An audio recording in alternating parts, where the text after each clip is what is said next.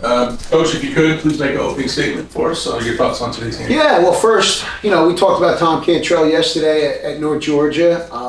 This being his last year in North Georgia before he goes down to Jacksonville, I believe, at a Christian school as an AD. And, he said, well, you could make this my last game. And I'm like, well, my record against you has not been good, so I don't know. And certainly we didn't make it his last game. But, again, I think a credit to Coach Cantrell and the work that he's done at North Georgia. The career he's had, and he's not done coaching by any means. He's just going to be doing it at a different spot, and wherever it is, you're going to be fortunate to have him. But, again, a lot of opportunities we lost. It's tough. It's tough to lose like this late. It felt like a microcosm of yesterday. You score early, and you're just trying to see when can you add runs. We just weren't able to do it. Credit to pitching.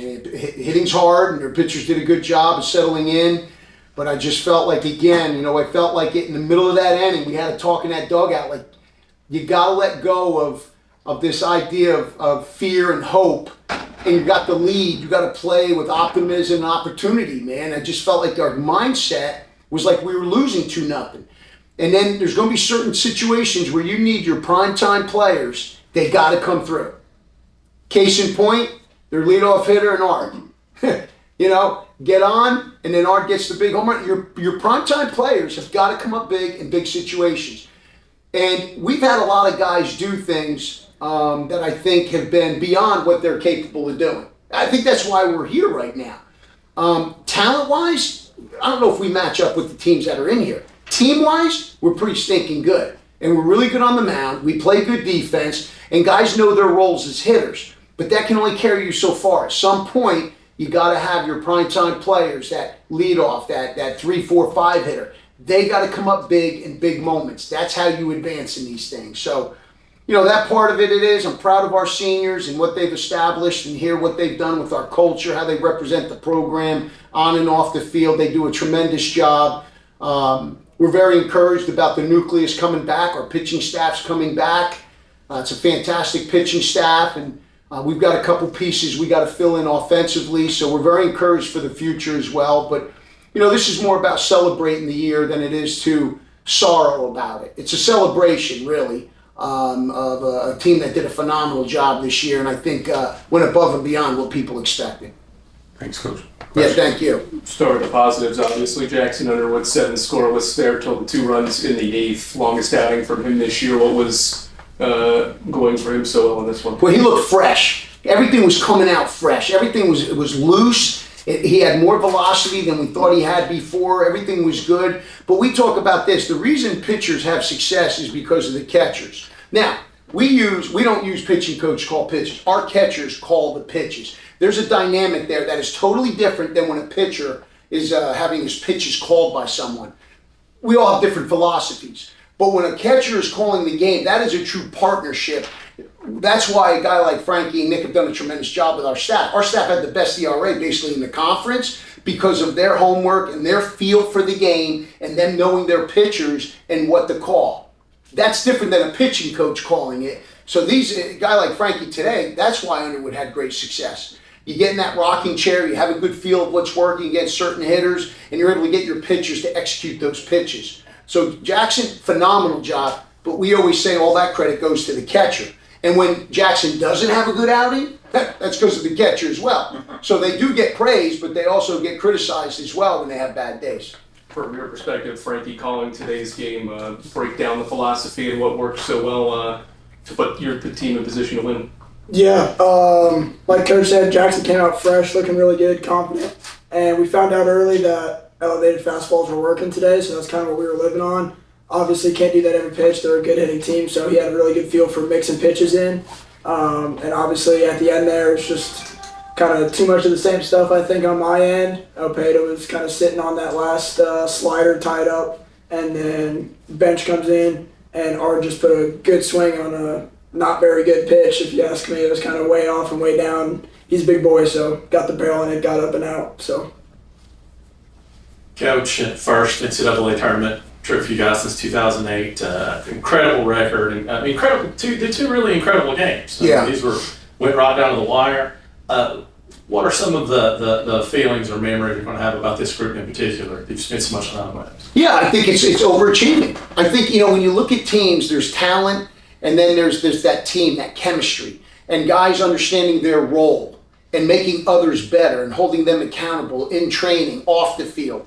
That really happened this year. I thought the chemistry was great. We talked yesterday, they spent a lot of time hanging out together off the field. The chemistry was really good. We had alumni that would come in our dugout and they'd be like, boy, these guys, you could tell, there's just something. They get along well. Can you force it on guys? You try to do it as coaches, but it's got to happen organically.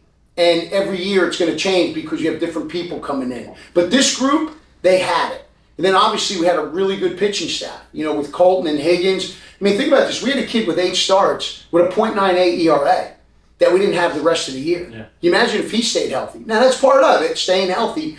But I think the chemistry, their work ethic, and buying into the culture, on and off the field. The culture isn't just how you play the game. It's how you treat people during the game. It's how you treat your opponent. It's how you treat people off the field. It's taking care of your responsibilities and being accountable. They did an exceptional job of that. Because what we're looking for is the well-rounded guy. We don't want the guy who just does everything right between the lines and then outside the lines he's a complete disaster, or vice versa. We want to make sure we're doing it all the right way. And I can't tell you how fortunate, and you guys know this, that we work at a university that we do. Trustees, president, AD, that faith comes first, and then the rest of it comes second. And how are we developing that faith with these young men? Not only the coaching staff, but each other. How are they doing that with each other? How are they investing in each other? How is the community investing in them? That's why Carson Newman to us is very special. And that's not for everybody. But thankfully we have a place like that, and they appreciate that. Frankie, you spent a lot of your time as a role player, and then here, especially towards the end, as things got more real, they were looking at you more, counting you more behind the dish, all through the games. To be a senior and to put the work you put in, and to be put in this position at these key times, what does that mean to you, and to be a part of a team like this, and to be asked to that? Oh, it means the world. I mean, came in this year with that role player mentality. I mean, it's no secret, he'll be the first to say it. I wasn't a hitter my first 4 years. And I guess I just figured it out 5th year. I don't know, maybe I just stopped caring so much and just went up there and hit for once. But figured it out, and I started to be able to put myself in positions to play more. And my defense has never been an issue, so me and Nick going back and forth. And if Nick was down, I was luckily up, and it didn't really matter. And if I was down, Nick was still in the lineup as a DH or pinch hitting for me to get those big hits when we needed to. So we just had a really good partnership. And then this, at the end here, we were going with who's best where. Nick's the best hitter out of 2 of us, so he DH'd. And I played really good defense, so I was able to catch. And then my bat backs me up just enough to warrant the 8-hole spot. But it means a lot being on a team like this. This is the closest we've been in my 5 years. I love all these guys, and it's going to be a shame to leave them. But I think they got the right guys returning to learn from what we messed up out there and make a true run at this next year and probably win some more games than we did. Coach, you had a lot of talk about guys coming back from past things, and I feel like this crew, you might have a few visits time to time from this group of seniors. Oh, yeah. That's what it's all about. I mean, Wesley, we had guys back here today, and the text messaging and the phone calls we've gotten have been absolutely amazing, and we bring them in the dugout. Now, they didn't say it meant I like it, but it's okay.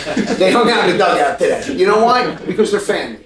Right? You want them in there, and I want our guys to be around them because it is a family. They don't leave here, and it's not just a year. There's some guys come back, it's been 15, 20 years later. They bring their kids, and they hang out in the dugout because if we talk about family, it extends beyond when they're here with us. And we want our guys to learn from them, their mistakes and their successes, but we use a lot of people to help train our guys. And it's not Tom Griffin, it's not baseball. We want to use every resource we can to make people the best version of themselves. And so we're just so blessed to have them around. Last one for me, obviously highlighted a young roster. When you reflect back on this, it'll certainly be 2 frustrating losses to end the year, but how do you hope this young team builds on from this experience to play this deep into May? Yeah, well, when you got a guy like Colton Carson, and everyone got a chance to see him throughout this region, and a guy like Ryan Higgins, we just saw what Jackson Underwood did. We've seen what some of these other pitchers done. We returned basically our whole pitching staff, and we returned the majority of our hitters. And now we've got a couple pieces we got to find, So if there's any hitters out there that can hit 450 with 20 jacks, call me because we could use you right now. Got to plug them in that lineup right there. But yeah, we got a couple pieces we got to stick in there. But the bulk of it is there. The bulk of it is there. All these coaches will tell you, no matter what you bring in, if that chemistry ain't right, it ain't gonna matter, man. And it's special when you get it, and we had it this year. And some of these clubs have it right now. Obviously, that's why they're here. So you cherish it. The ride home, I'm gonna think about it. I'll cry. I'll have some good 80s music on. I'll probably cry about 4 or 5 times on my way home. I'll cry tomorrow. But I'll be crying because it's a celebration more than anything else. And I appreciate everything you guys have done with our department because you've highlighted these young men so well, and I know they appreciate it and their families appreciate it. So thank you very much. Anything else? Thanks, Coach. Beautiful. Thank you, guys. Thank you.